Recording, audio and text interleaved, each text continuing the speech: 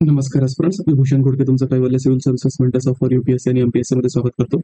आजच्या व्हिडिओचा पर्पज आपला आपण नवीन मेंटरशिप बॅच जी आहे सिद्धार्थ मेंटरशिप मेन्स प्रोग्राम जो आहे 2.0 तो पण लॉन्च करत आहोत. पहिला जो आपण सिद्धार्थ मेंटरशिप बॅच लॉन्च केली होती 2025 आणि 2026 कॅन्डिडेटसाठी, तर त्यातला कॅन्डिडेटचा खूप चांगला रिस्पॉन्स मिळाला. आणि आता आपण ही जी स्पेसिफिक म्हणजे सिद्धार्थ मेंटरशिप प्रोग्राम बॅच आहे मेन्स मेंटरशिप प्रोग्राम 2.0 हे आपण 2026 साठी जे कॅन्डिडेट्स म्हणजे युपीएससी साठी असतील किंवा एमपीएससी राज्याचं डिस्क्रिप्टिव्ह पॅटर्नसाठी प्रिपेअर करत असतील त्यांच्यासाठी आपण हा जो प्रोग्राम आहे तो प्रोग्राम आपण आजपासून काय करत आहोत तर हा सुरुवात करत आहोत. आता आपल्याला समजून घ्यायचं मित्रांनो की ज्यावेळेस कॉम्पिटेटिव्ह एक्झामसाठी आपण प्रिपेअर करतोय मग त्याच्यामध्ये तुम्ही युपीएससी साठी करत असाल किंवा राज्यसेवा डिस्क्रिप्टिव्ह पॅटर्नसाठी करत असाल, सगळ्यात महत्वाचं म्हणजे काय की जर ओव्हरऑल आपण आढावा घेतला स्ट्रॅटेजी संदर्भात, तर ज्यावेळेस तुम्ही प्रिलिम्सला अपियर होणार आहात किंवा प्रिलिम्स तुम्ही देणार आहात त्या अटेम्प्टमध्ये ज्या अटेम्प्ट देणार आहात तर त्या प्रिलिम्स देण्याच्या अगोदर तुमचं मेन्सचं जे प्रिपरेशन आहे ना ते अगदी व्यवस्थित पद्धतीने काय झालेलं पाहिजे तर रेडी झालेलं पाहिजे. म्हणजे असं पण मेन्सचं प्रिपरेशन म्हणतो तर त्याच्यामध्ये तुमचा जेवढे आपले एसे त्याच्यानंतर 4 जीएसटी पेपर आणि ऑप्शनचे 2 पेपर एवढं जर आपण त्याच्यामध्ये सब्जेक्ट बघितलं तर त्याच्यामध्ये तुमचे कव्हर व्यवस्थित झालं पाहिजे, अंडरस्टँडिंग झालेली पाहिजे. त्याच्यामध्ये बेसिक टू ऍडव्हान्स लेवलमध्ये जे फॅक्ट्स लागतात, जे कॉन्सेप्ट्स लागतात ते तुमचे पिन पॉइंटेड असले पाहिजे, नोट्समध्ये असले पाहिजे. आणि त्याच्यानंतर जर आपण बघितलं तर आन्सर रायटिंगची प्रॅक्टिस आहे ती झालेली पाहिजे.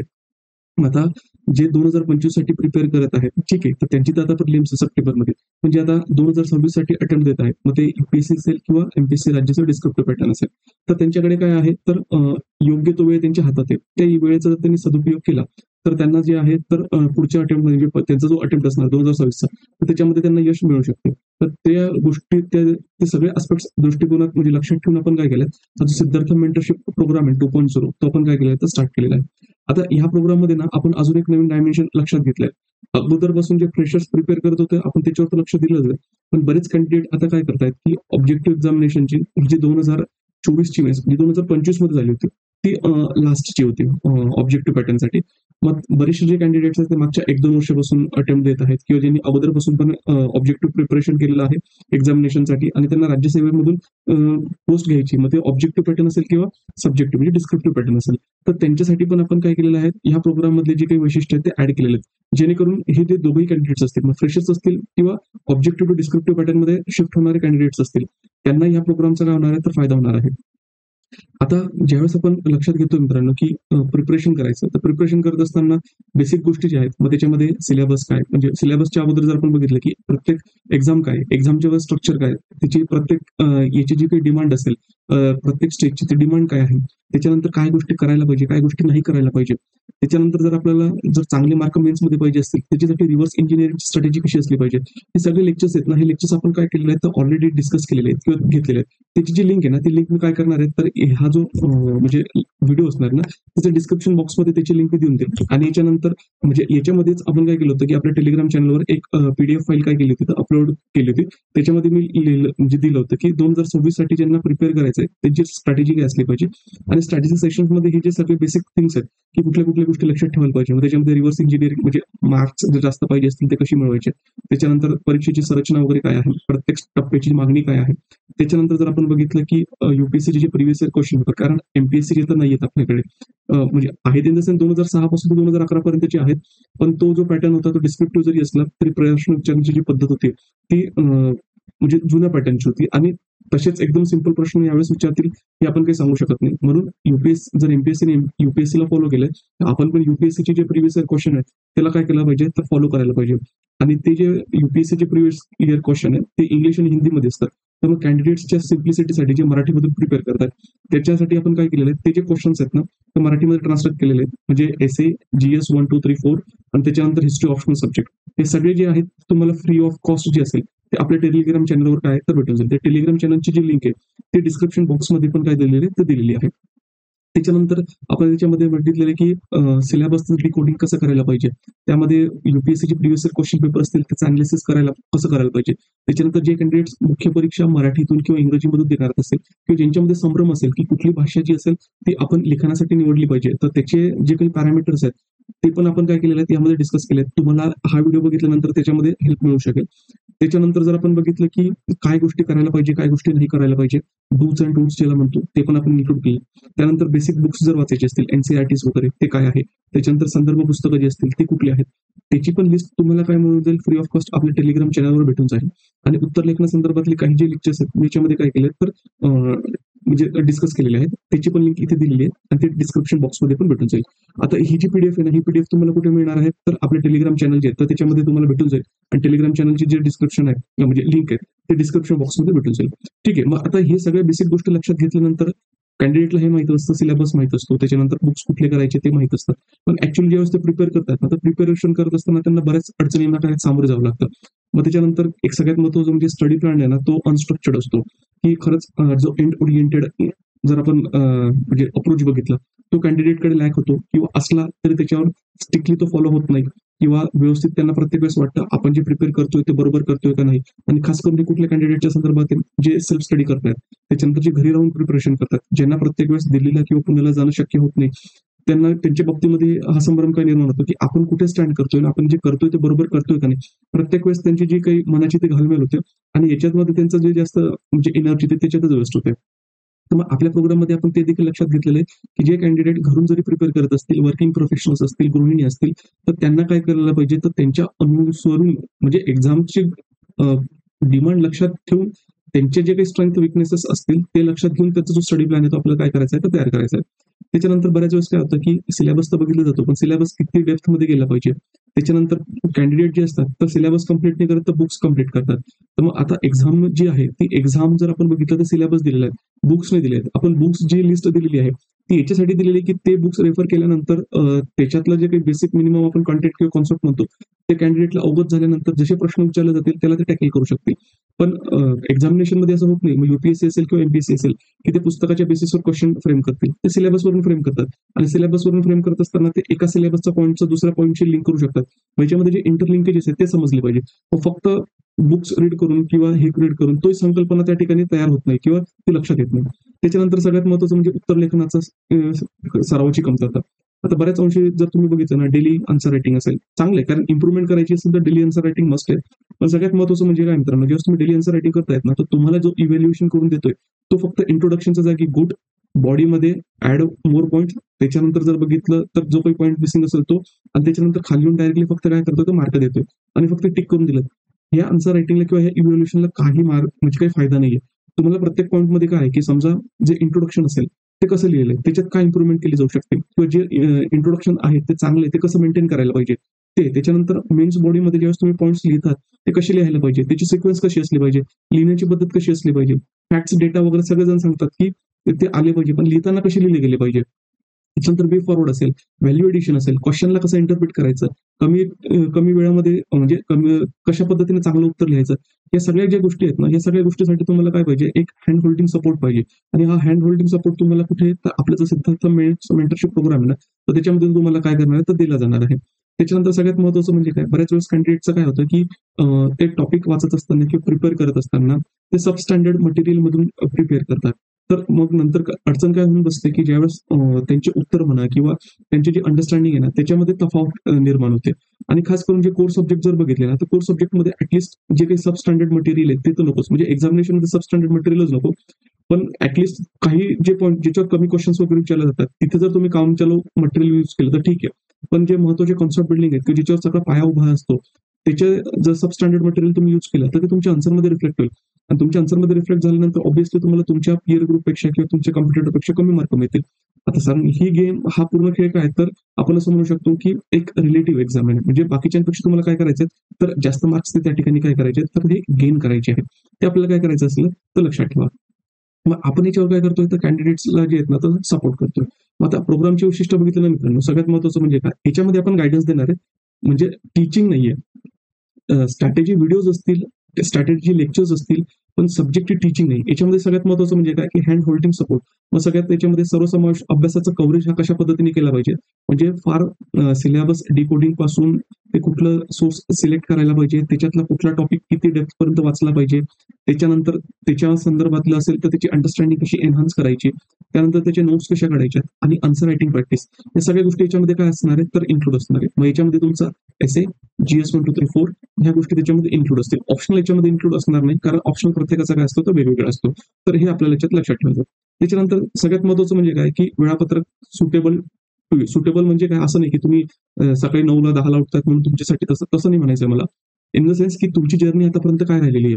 म्हणजे फ्रेशर्स असेल तर त्याच्यासाठी आपण त्याच पद्धतीने काय देणार आहोत, तर स्टडी प्लॅन देणार आहोत. काही जे कॅन्डिडेट्स आहेत जे अगोदर 1-2 वर्षापासून प्रिपेअर करतात किंवा ज्यांनी अगोदर ऑब्जेक्टिव्ह एक्झामिनेशननुसार प्रिपेअर केलेलं आहे आणि त्यांना पुढच्या वर्षीचा जो अटेम्प्ट आहे तो द्यायचा आहे.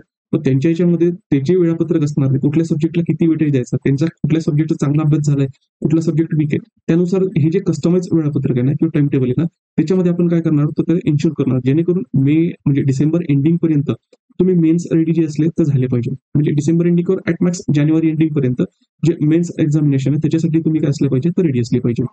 आणि ज्यावेळेस आपण रेडी म्हणतो त्याचा अर्थ असा आहे की सब्जेक्ट व्यवस्थित स्टडी करून त्याचे नोट्स तुमचे रेडी आहे आणि आन्सर रायटिंग त्याच्यावर झालेली आहे. त्याच्यानंतर सगळ्यात महत्त्वाचं म्हणजे काय, वैयक्तिक मार्गदर्शन.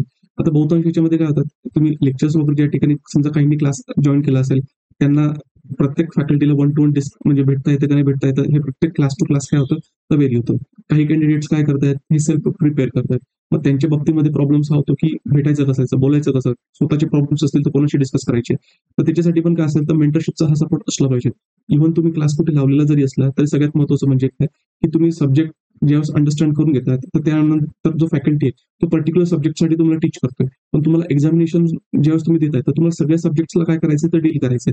मग अशा वेळेस तुम्हाला काहीतरी असा सपोर्ट म्हणजे आपण त्याला म्हणू शकतो वन स्टॉप सोल्युशन असला पाहिजे, की जो तुम्हाला प्रत्येक गोष्टीमध्ये काय करू शकतो, तर हँड होल्डिंग सपोर्ट हा देऊ शकतो.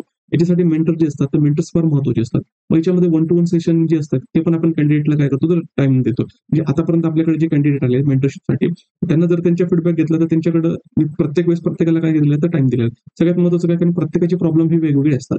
सोर्सेस सेम असतील, तुम्ही जे रेफर करणार आहात त्याच्यानंतर रीड करण्याची पद्धत तुमची काय असू शकते, वेगळी असू शकते. म्हणजे प्रत्येकाचा जो काही पाथ आहे तो एंड गोल पर्यंत पोहोचण्याचा वेगवेगळा आहे. काही लवकर पोहोचतात, काही उशिरा पोहोचतात. मग प्रत्येकाच्या स्पेसनुसार आपल्याला गायडन्स दिलं गेलं पाहिजे. या गोष्टी आपण काय करतो त्याच्यामध्ये लक्षात ठेवतो. त्याच्यानंतर सगळ्यात महत्त्वाचं म्हणजे काय, उत्तरलेखन प्रावीण्य. आता उत्तरलेखन प्रावीण्य म्हणजे असं नाही की फक्त प्रश्न देऊन दिले, मॉडेल आन्सर देऊन दिलं, त्याचं डिस्कशन देऊन दिलं, तसं नाही. याच्यामध्ये तुम्हाला फार पिन पॉइंटेडली बेसिक पासून सगळ्या गोष्टी तयार केल्या म्हणजे सांगितले जाते. एक म्हणजे सगळ्यात महत्त्वाचं की खरंच आन्सर रायटिंगचा जो कॉन्सेप्ट आहे तो काय आहे. त्याच्यानंतर मग इंट्रोडक्शन, मेन बॉडी, कन्क्लुजन याचे लिहिण्याच्या पद्धती. हा झाला जनरल फ्रेमवर्क. त्याच्यानंतर लिहित असताना पॉईंट कसे फॉर्म्युलेट केले गेले पाहिजे आणि प्रत्येक सब्जेक्ट स्पेसिफिक कुठले डायमेन्शन तुमच्या आन्सरमध्ये आले पाहिजे. म्हणजे हिस्ट्रीचं आन्सर लिहित असताना कुठले डायमेन्शन यायला पाहिजे, जिओग्राफीचे लिहित असताना कुठले यायला पाहिजे. त्याच्यानंतर तुम्ही कुठल्या पिन पॉइंटेड गोष्टी हातावर ठेवू शकता जेणेकरून त्याचा उपयोग तुम्ही आन्सर रायटिंगमध्ये कराल. आणि हे करत असताना त्याच्यामध्ये तुम्हाला सपोर्ट म्हणजे ज्यावेळेस मग हे डिस्कशन झाल्यानंतर पण त्याच्यामध्ये तुम्हाला काही प्रॅक्टिस टेस्ट आहेत त्याच्यामध्ये. त्याच्यानंतर तुम्ही जे तुमच्या एंडला उत्तर लिहिणार आहात ते पण असेच काय करून जाते, म्हणजे त्याच्यावर ओव्हरव्ह्यू जो आहे तो ओव्हरव्ह्यू त्याच्यामध्ये दिला जाईल. आणि त्याच्यानंतर तुमचं आन्सर रायटिंगचं असेसमेंट करण्यासाठी आपण याच्यामध्ये काय केलंय, 8 मिनी टेस्ट आणि 10 सेक्शनल टेस्ट जे आहेत ते त्या ठिकाणी काय केलेले आहेत, तर आपण प्रोव्हाइड केलेले आहेत. म्हणजे तुमचं आन्सर रायटिंगचा जो पूर्ण आस्पेक्ट आहे मग त्याच्यामध्ये निबंध असेल, GS 1, 2, 3, 4 असेल, या सगळ्या डायमेन्शन याच्यामध्ये काय केले तर कव्हर केलेले आहेत. आणि याच्यामध्ये पुन्हा मी म्हणजे एम्फसिस करू इच्छितो की आन्सर रायटिंग सांगणे म्हणजे काय, फक्त प्रश्न देऊन देणे, मॉडेल आन्सर देणे, त्याच्यानंतर आहे आलेलं उत्तर जे असेल तर त्याला फक्त 4-5 टिक मारणे, चांगलं आहे, चांगलं आहे, चांगले म्हणणे किंवा खराब असेल तर त्याच्यात ऍड करा एवढं म्हणणे, मार्क देणे, सोडणे, तसं नाही. हिची पूर्ण जी प्रॅक्टिस आहे ते एकदम जसं लहान मुलाला जसं सांगतो ना, म्हणजे इन द सेन्स बाकीच्यांना माहित असेल तर काही प्रॉब्लेम नाही, पण बरेचसे जे फ्रेशर्स असतील ते ऑब्जेक्टिव्ह टू सब्जेक्टिव्ह ट्रान्सफर होणारे म्हणजे शिफ्ट होणारे कॅन्डिडेट्स असतील तर त्यांना कुठलाही पॉईंट मिस झाला नाही पाहिजे. ते आपण त्याच्यामध्ये काय करणार, तर इन्शुअर करणार. आणि हे अंडरस्टँड करून घेत असताना आपण टॉपर्सच्या कॉपीज जे असतील तर त्याचा काय करणार, तर असिस्टन्स घेणार. त्याच्यामुळे तुम्हाला हे समजेल की आम्ही जे तुम्हाला सांगतोय ते कितपत योग्य आहे, म्हणजे ते किती योग्य आहे, तुम्हाला ते जे येते ते जस्टिफाईड होईल. त्याच्यानंतर मग ज्या 8 मिनिट टेस्ट आणि 10 सेक्शनल टेस्ट आहेत ते आपण रायटिंगचा जो म्हणजे ह्या टेस्टचे सेशन्स आहेत ते आपण सप्टेंबर ऑनवर्ड काय करणार, तर चालू करणार आहोत. म्हणजे आता जुलैपासून ऑगस्ट सप्टेंबर पर्यंत जर बघितले तर त्याच्यामध्ये तुम्ही जे आन्सर रायटिंग वगैरे डेली वगैरे करणार असाल त्याच्यात जो काही ओव्हरव्ह्यू वगैरे असेल तो दिला जाईल. पण ज्याचे आपण इव्हॅल्युएशन म्हणतो ते इव्हॅल्युएशनचा जो पार्ट आहे की जे तुमचे मिनी टेस्ट असतील आणि सेक्शनल टेस्ट असतील जसं इव्हॅल्युएशन केलं जाईल तर ते आपण सप्टेंबर पासून काय करणार, तर चालू करणार. त्याच्यानंतर सपोर्टिंग आस्पेक्ट म्हणजे काय, की आपलं ज्ञान मॅगझिन आहे जे करंट अफेअर्स डिस्क्रिप्टिव्ह पॅटर्नसाठी आपण डिझाईन केलेलं आहे.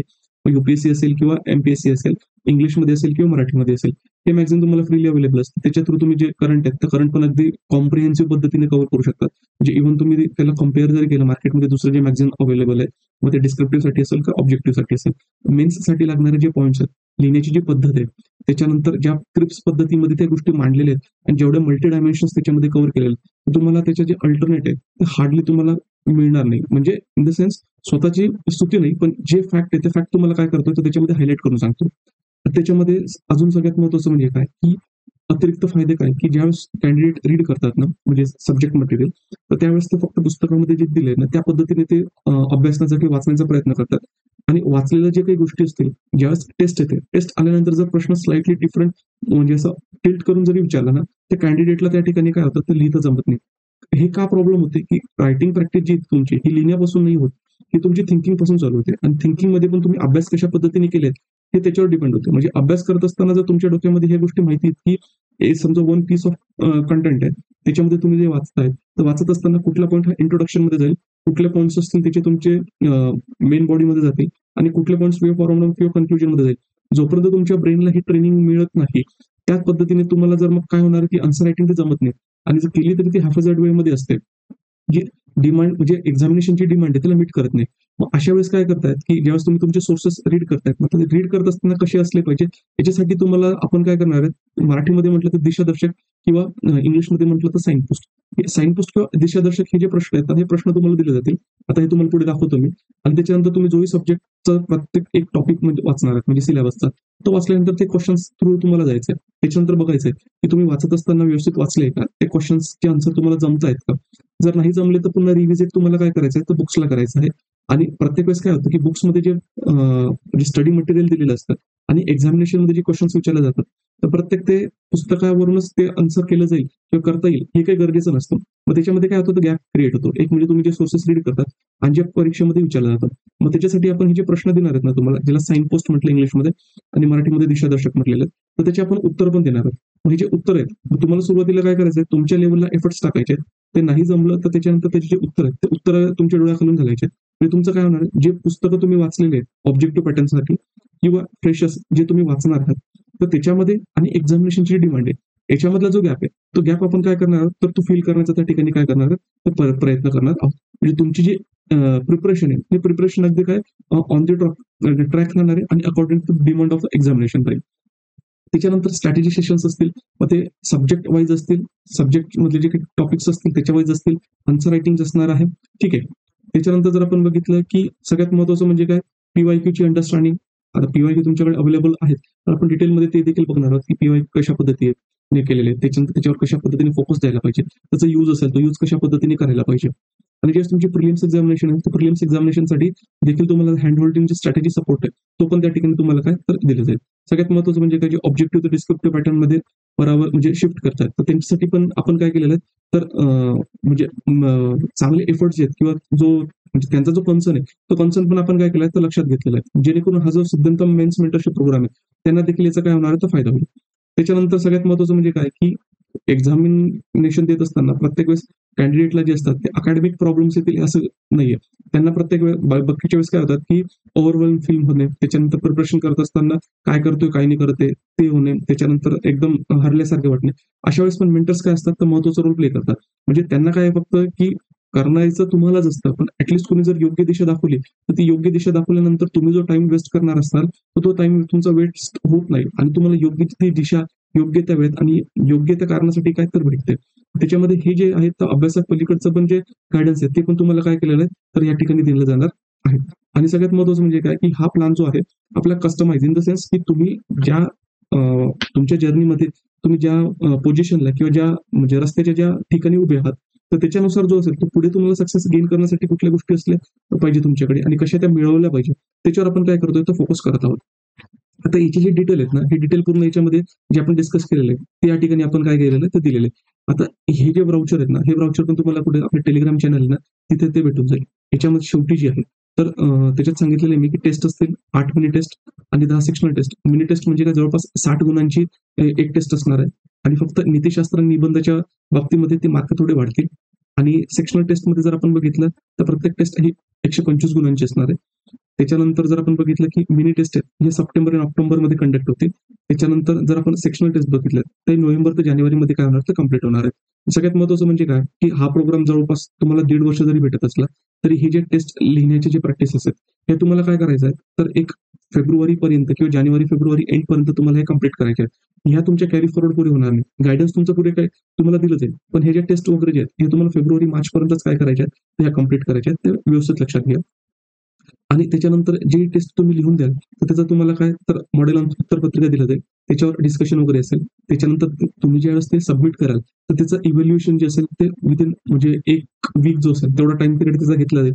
त्याचं इव्हॅल्युएशन झाल्यानंतर ते तुमच्याकडे टेस्ट कॉपी आणि त्याच्यानंतर मग जो फीडबॅक आहे 1 to 1 आपण त्याच्यामध्ये काय करणार, तर डिस्कस करणार. म्हणजे इम्प्रूव्ह कुठे करायला पाहिजे? त्याच्यानंतर जर आपण बघितलं तर जर चांगली गोष्टी असेल किंवा चांगल्या प्रॅक्टिसेस तुम्ही फॉलो करत असाल, तर कुठल्या कंटिन्यू करायला पाहिजे. हे सगळं आपण काय करणार तर हे टेस्ट याच्यामध्ये डिस्कस करणार आहोत किंवा शिकणार आहोत. आता याच्या ॲडिशनमध्ये एक सांगतो, की it is related to the evaluation. Candidate त्यांच्या एंडला जेही काही आन्सर रायटिंग वगैरे करतील, त्याचा फीडबॅक त्यांना दिला जाईल. इव्हॅल्युएशन नसेल, पण फीडबॅक जो असेल, की कुठे चुकतायत, काय इम्प्रुव्हमेंट करायला पाहिजे, हँडरायटिंगच्या बाबतीत असेल, अक्षर व्यवस्थित काढताय का नाही काढतायत, कंटेंट कुठे लॅग होत असेल, तर सगळ्यांवर पण काय असणार आहेत, आपण फोकस देणार आहोत. हे तुम्ही व्यवस्थित काय करायचं तर लक्षात घ्यायचं आहे. आणि कुठले टेस्ट असतील, काय असतील, हे सगळे याच्यामध्ये दिलेले आहेत. तर तुम्ही त्या ठिकाणी काय करू शकता, तर टेलिग्राम चॅनलला जॉइन करून हे बघू शकता. बाकी जे आहे ते इंग्लिशमध्ये पण दिलेत. आणि सगळ्यात महत्त्वाचं म्हणजे आपला हा जो मेंटरशिप प्रोग्राम आहे, हा बायलिंग्वल आहे. म्हणजेच इंग्लिश आणि मराठी दोघंही कॅन्डिडेट जे आहेत, त्याला काय करू शकतात, तर जॉइन करू शकतात, त्याचा यूज करू शकतात. आता हे करत असताना ज्यावेळेस आपण मेंटरशिप प्रोग्राम म्हणतो मित्रांनो, त्याच्यामध्ये आपल्याला कुठले स्किल्स सेट या कॅन्डिडेटकडे असल्या पाहिजे. त्याच्या पण आपण काही चार्ट्स आहेत तो रेडी केलेला आहे. ज्यावेळेस तुम्ही प्रोग्रामवर जॉइन कराल, तर त्याच्यामध्ये कुठल्या तुमच्याकडे आहे, कुठल्या मिसिंग आहेत, ते आपण काय करणार आहोत, तर ते बघणार आहोत. त्याच्यामध्ये आपण जो सिलेबस आहे एमपीएससी आणि युपीएससीचा. आता एमपीएससीने जर बघितलं तर युपीएससीचा सिलेबस ॲज इट इज काय केलं तर कॉपी पेस्ट केलाय.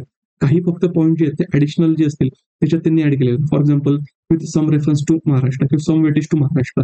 महाराष्ट्राचे डायमेन्शन जो असेल तो त्याच्यात त्यांनी काय केलं तर ऍड केलेलं आहे. मग दोघांच्या बाबतीमध्ये मग युपीएससी असेल किंवा एमपीएससी असेल त्यांचं काय केलेलं आहे आपण, तर हा जो सिलेबस आहे ना, हा सिलेबस आपण डिकोड केलेला आहे.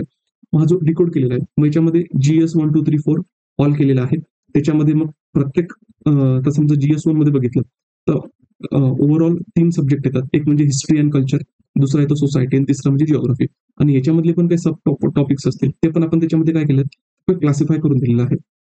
याच्यामध्ये करत असताना मग काही पॉईंट्स जे महाराष्ट्र स्पेसिफिक आहेत, ज्याच्यावर जास्त जोर दिला गेला पाहिजे, ते पण त्याच्यात दिलेले आहेत. आणि मग उर्वरित जे आहेत तर ते युपीएससीला म्हणजे ऑल इंडिया लेव्हलला ज्या गोष्टी इम्पॉर्टंट आहेत, त्या पण त्याच्यामध्ये काय केलं तर मेन्शन केलेलं आहे. आता हे इंग्लिशमध्ये जे जीएस 1, 2, 3, 4 आणि जसं आता जीएस 2 मध्ये जर आपण बघितलं तर कुठले सब्जेक्ट येतात, एक म्हणजे पॉलिटी आणि कॉन्स्टिट्यूशन, दुसरा गव्हर्नन्स म्हणजे त्याला आपण प्रशासन म्हणतो, तिसरं जर आपण बघितलं सोशल जस्टिस म्हणजे सामाजिक न्याय, आणि चौथं जर आपण बघितलं तर इंटरनॅशनल रिलेशन म्हणजे आंतरराष्ट्रीय संबंध. त्याचे पण सगळे सब पॉईंट्स वगैरे जे आहेत ते आपण काय केलेले आहेत, आपण सिलेबसच्या डिकोडिंगमध्ये केलेले आहेत. जीएस 3 मध्ये जर आपण बघितलं तर इकॉनॉमिक्स येतो, त्याच्यानंतर सायन्स अँड टेक्नॉलॉजी येतो. त्यानंतर जर आपण बघितलं तर एक एन्व्हायरमेंट आणि इकॉलॉजी आहे. त्यानंतर जर आपण बघितलं तर डिझास्टर मॅनेजमेंट आहे. आणि त्याच्यानंतर जर आपण लक्षात घेतलं तर सिक्युरिटीचा आस्पेक्ट आहे. म्हणजे जवळपास एक 5-1 सब्जेक्ट आहेत त्याच्यात कव्हर होतात. त्याचे पण जे काही डिकोडिंग आपण काय केलं तर त्याच्यामध्ये इन्क्लूड केलं. आणि एथिक्समध्ये जर बघितलं तर एथिक्सचा जो सिलेबस आहे त्याच्यामध्ये ते जे त्याची पण डिकोडिंग काय केलेले आहेत तर आपण केलेले आहेत. आता ही इंग्लिशमध्ये पण आहे आणि मराठीमध्ये पण आहे. आता याची जी पीडीएफ आहेत ना, ह्या पीडीएफ हे तुम्हाला फ्रीली मिळून जाणार, काही टेन्शन घेऊ नका. हे आपल्या तुम्हाला कुठे भेटणार ह्या पीडीएफ, आपल्या टेलिग्राम चॅनल आहे ना तिथे तुम्हाला ह्या भेटून जातील. आणि त्या टेलिग्राम चॅनलची जी लिंक आहे ती कुठे दिलेली आहे, तर आपला जो डिस्क्रिप्शन बॉक्स आहे तर डिस्क्रिप्शन बॉक्समध्ये दिलेली आहे. त्याच्यामुळे मग हा जो सिलेबस आहे, हा सिलेबस अगदी व्यवस्थित काय केलेला आहे तर डिकोड करून दिलेला आहे. करून दिलेला आहे. याला आपल्याला काय करायचं, याचा रेफरन्स घ्यायचा. मग हे केल्यानंतर आपल्याला मग पुढे महत्वाचं काय आहे, की स्टडी प्लॅन कसा असला पाहिजे. मग स्टडी प्लॅन मध्ये काही कॅन्डिडेट जे असतील ते फ्रेशर्स आहेत. फ्रेशर्समध्ये त्यांचे अजून सोर्सेस सिलेक्ट व्हायचे. सोर्सेस सिलेक्ट करत असताना कुठले सोर्सेस सिलेक्ट करायला पाहिजे त्याची पण काय करणार, तुम्हाला सपोर्ट देणार. मग सपोर्ट देत असताना फॉर एक्झाम्पल तुम्ही इकॉनॉमीचा सब्जेक्ट घेताय, मग इकॉनॉमीचा सब्जेक्ट घेत असताना तुम्ही जर एनसीईआरटी किंवा स्टेट बोर्ड वाचलं असेल तर ठीक आहे, नसेल वाचलं तर कुठलं वाचायला पाहिजे. वाचत असताना आपण सगळ्यात महत्वाचं म्हणजे काय, की आपण काय केलं स्टेट बोर्ड असतील किंवा एनसीईआरटी असतील, मग 6वी ते 12वी मध्ये प्रत्येक थीमनुसार किंवा टॉपिकनुसार कुठले चॅप्टर वाचले पाहिजे याची डायरेक्टली काय केलेली तर लिस्टिंग दिलेली. ही लिस्टिंग पण तुम्हाला प्रत्येक सब्जेक्टसाठी काय तर भेटून जाईल. म्हणजे समजा तुम्हाला बेसिक कॉन्सेप्ट रीड करायचे आहे मायक्रो इकॉनॉमिक्स, समजा त्याच्यामध्ये तुम्हाला जीडीपी कॅल्क्युलेशन असेल, ठीक आहे, तर त्याच्यानंतर किंवा इकॉनॉमिक्सचे बेसिक कॉन्सेप्ट असतील त्याच्यासाठी पूर्ण टोटल चॅप्टर कुठले वाचले पाहिजे 6वी ते 12वी मध्ये, स्टेट बोर्डसाठी पण आणि एनसीईआरटी साठी पण ते एकाच ठिकाणी दिलेले. जेणेकरून काय होणार आहे, तुम्हाला तुम्ही टॉपिकनुसार जो आहे तर ते पुस्तकं त्या ठिकाणी काय करा तर रीड करा.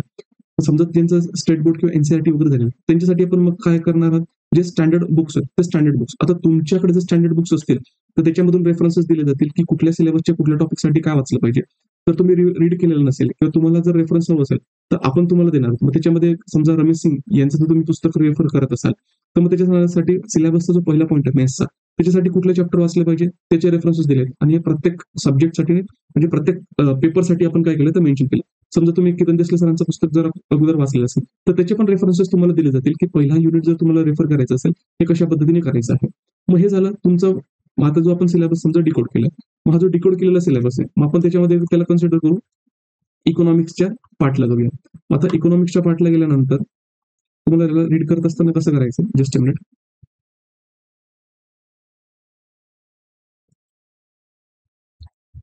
याच्यामध्ये तुम्ही जेव्हा रीड कराल तर सिलेबस दिलात, सिलेबस डिकोड केलाय. मग सिलेबस डिकोड केल्यानंतर तुम्हाला लक्षात येते की कुठले पॉईंट जे असतील ते आपल्याला कशासाठी महत्वाचे आहेत. तर काय म्हणू शकतो आपण एक्झामसाठी महत्वाचे, म्हणजे एक्झामसाठी महत्वाचे आहेत तर ते लक्षात घ्यायचे, त्याच्यानुसार बुक रीड करायचं. आणि बुक रीड केल्यानंतर मग काय आहे की त्याच्या संदर्भात असं पण काय दिलेलं काही क्वेश्चन जे आहेत ते क्वेश्चन्स ते आपण फ्रेम केलेले आहेत. जस्ट अ मिनिट, पहिले तुम्हाला मी इकॉनॉमीचा सिलेबस दाखवतो. त्याच्यानंतर आपण पुढे शिफ्ट होऊया. Just a minute.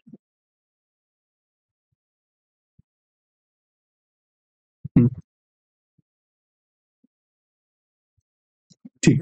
आता जीएस3चा सिलेबस, जीएस3च्या सिलेबसमध्ये मग जे काही आहे तर आता पहिला पॉईंट समजा हे 4-5 पॉईंट आहेत, हे 4 पॉईंट आहेत. मग भारतीय अर्थव्यवस्था नियोजनाशी संबंधित मुद्दे, साधन संपत्तीचे एकत्रीकरण, वाढ, विकास, रोजगार. दुसरा पॉईंट सर्वसमावेशक वाढ, त्यातून उद्भवणाऱ्या समस्या. त्याच्यानंतर सरकारी अर्थसंकल्प आणि लास्टचा जो इकॉनॉमी सेक्शन मधला पार्ट आहे तो म्हणजे गुंतवणूक प्रतिमाने. मग याच्या संदर्भात याला डिकोड केलेला जो पॉईंट आहे ते तुम्हाला दिलेत. म्हणजे जेव्हा तुम्ही सिलेबस रीड कराल तर ऍटलीस्ट तुम्हाला लक्ष म्हणजे तुम्ही बुक्स रीड कराल तर तुम्हाला लक्षात असलं पाहिजे की कुठले पॉईंट त्याच्यामध्ये असले पाहिजे. आणि याच्यामध्ये आपण महाराष्ट्राचा जो डायमेन्शन आहे तो पण घेतलेला आहे.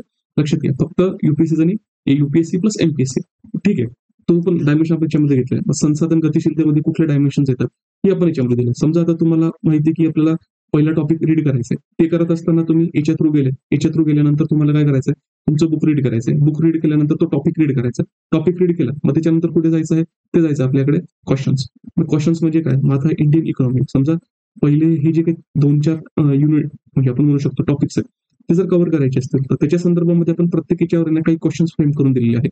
समजा Indian economy and issues related to planning. Planning संदर्भात कुठले डायमेन्शन तुम्ही तुमचा जो सब्जेक्ट मटेरियल आहे ते वाचल्यानंतर तुम्हाला हे क्वेश्चन्स काय करायचे तर बघायचे, हे अटेम्प्ट करायचे. तुम्हाला लक्षात येईल मग काय लक्षात येईल की तुम्ही वाचत असताना व्यवस्थित वाचतायत का, किंवा तुम्ही वाचत असताना तुम्ही ते अप्लाय करू शकतायत का.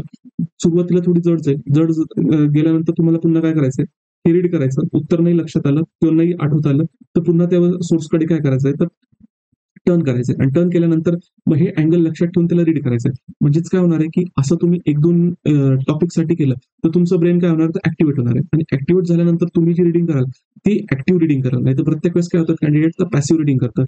ठीक आहे, मग हा पार्ट झाला. हाच पार्ट झाल्यानंतर जेव्हा तुम्ही बघत आहात किंवा स्टडी करत आहात, स्टडी करत असताना याचे प्रत्येक प्रश्नाचे जे प्रत्येक उत्तर आहे ते तुम्हाला तुमच्या पुस्तकामध्ये भेटेलच हे काही गरजेचं नाहीये. मग याच्यासाठी काय केलं, आपण याचे जे काही आन्सर्स आहेत ते आन्सर्स पण आपण दिले. आता हे जे क्वेश्चन आहे हे इंग्लिशमध्ये पण आहे आणि त्याच्यानंतर जर आपण बघितलं तर मराठीमध्ये पण दिले. जसं मी तुम्हाला सांगितलं हा जो आपला मेंटरशिप प्रोग्राम आहे हा बायलिंग्वल आहे, मराठी आणि इंग्रजी. मग त्याच्यानंतर यांचे जे आन्सर्स आहेत हे आन्सर्स तुम्हाला काय केले जातील, हे दिले जातील. मग ते जो क्वेश्चन आहे तो क्वेश्चन रीड केल्यानंतर तुम्हाला याचा आन्सर नाही जमला तर फक्त याला काय करायचं तुम्हाला रीड करायचंय. आणि रीड केल्यानंतर काही ऍडिशनल पॉईंट्स वगैरे असतील ते तुमच्या बुकमध्ये वगैरे काय करायचं तिथले तिथे मार्क करून घ्यायचं. याच्याने काय होणार, तुमची जी थिंकिंग आहे ना ती ऍक्टिव्ह होईल मित्रांनो. आणि मग याच्यानंतर हे जे आपण असं म्हणू शकतो की जसं इंग्लिशमध्ये दिलंय तसं त्याच्या संदर्भात काय दिलंय तर मराठीत दिलं. असा जो सिलेबस आहे हा तुमचा काय होणार आहे प्रत्येक म्हणजे जीएस 1, 2, 3, 4 याच्यात प्रत्येक सिलेबस आहे तुमचा तो ह्या पद्धतीने काय होणार तर कव्हर होणार आहे. मग ज्यावेळेस तुम्ही त्याला ह्या डिटेल पद्धतीमध्ये काय करणार तर कव्हर करणार. याच्यामुळे काय होणार आहे की कुठला तुमचा जो मिसिंग पॉईंट आहे तो राहणार नाही.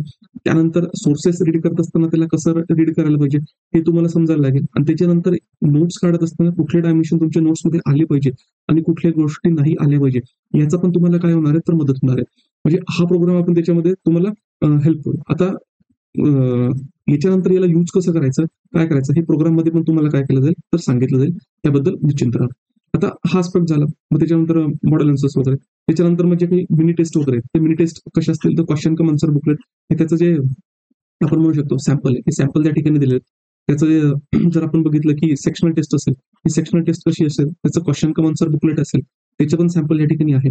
त्याच्यानंतर त्यांचे जे काही मॉडेल आन्सर असेल ते मॉडेल आन्सर कसे असतील इंग्लिशमध्ये असतील किंवा मराठीमध्ये असतील त्याचं पण काय दिलंय तुम्हाला एक म्हणजे सॅम्पल आहे ते सॅम्पल दिले. त्याच्यानंतर इव्हॅल्युएशन असेल तर इव्हॅल्युएशन होत असताना कसं इव्हॅल्युएशन होतं त्याचं पण जे एक डेमो किंवा आपण समजू शकतो सॅम्पल आहे, ते सॅम्पल या ठिकाणी काय तर दिलेलं आहे. आता हे तुम्ही जे सॅम्पल्स आहेत, हे सॅम्पल्स सगळे कुठे बघू शकता मित्रांनो, की आपलं ऍप आहे. तर ऍपमध्ये Siddharth mains mentorship programme batch आहे, ते आजपासून स्टार्ट झालेले आहेत. तर त्याच्यामध्ये काही सॅम्पल मटेरियल जे ते तुम्हाला त्या ठिकाणी दिलेले आहेत. तर तुम्ही जाऊन तिथे ना, जेवढे मी तुम्हाला गोष्टी दाखवल्यात ना, तेवढं तुम्ही काय करू शकता तर बघू शकता.